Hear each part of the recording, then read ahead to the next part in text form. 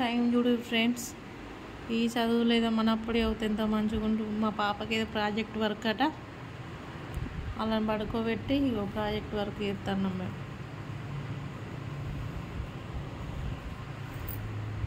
మొత్తం అయిపోయాక చూపెడతాం మీకు ఎలా ఉందో. సైన్స్ డే కదా రేపు.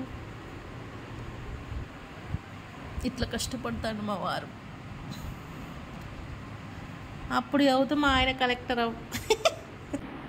వాటిలో ఉంటుందా? వాటిలో ఏదైనా వర్క్ పెట్టి దాన్ని పెడతాను.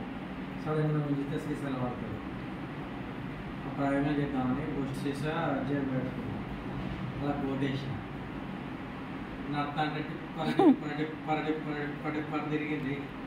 ఆడుకోక సీసా మొత్తం జేబులోకి షాక్ సీసా కింద. అయ్యో, మరి ఏం చేసినావు? ప్రయోగం వాటి అయితే లేదు కదా. ఇంకొకటి సెల్లులతో ఉంటాయి. సెల్లులతో మంచిగా చేసినా ఆడుకో స్టేజ్ భయమైనాక అంత మా సైన్స్ సార్ మంచిగా ఉంటారు. ఆయన చెప్పిండు కాదే, ఇప్పుడు పిల్లలకి చేసిన ప్రాజెక్ట్ మనం అప్పుడు చేస్తే ఎంత మంచిగా అదైతు. 11 దాకా 12 దాకా తెలుగుతోనే ఉండి ఇవన్నీ చేసుడు.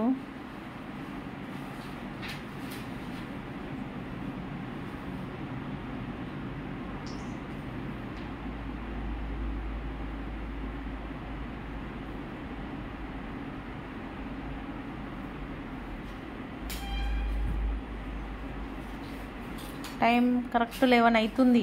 ఎప్పుడో 9 స్టార్ట్ చేసినావా? 9:30కి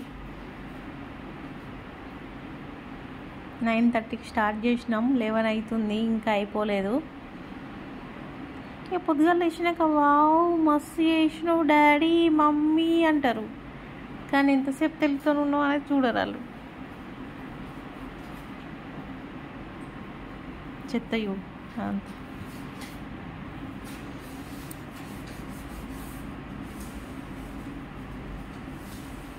అదెందుకే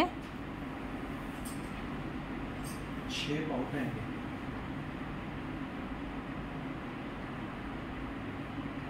కాలేదు.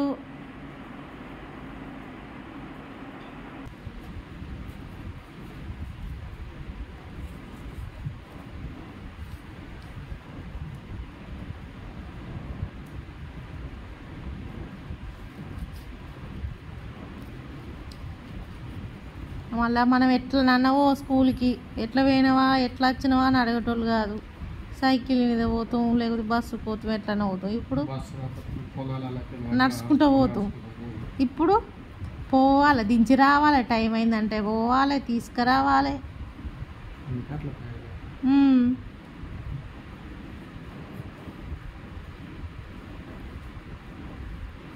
ఆస్తులు లేకుండా ఏది లేకుండా పిల్లల్ని చదివించుకుంటే చాలు ఇప్పుడు అనిపిస్తుంది. వాళ్ళు పెద్ద పెరిగినాక ఏం సంపాదించినవే నువ్వు మా కోసం అంటే ఏం చేస్తావు విజ్జు?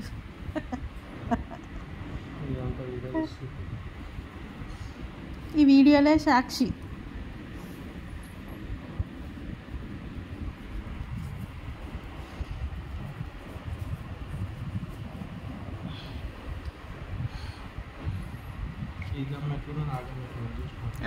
అవును,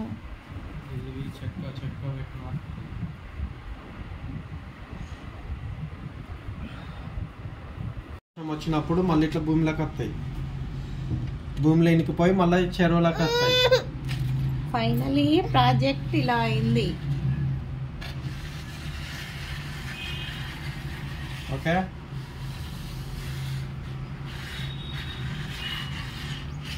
చల్ మేడం.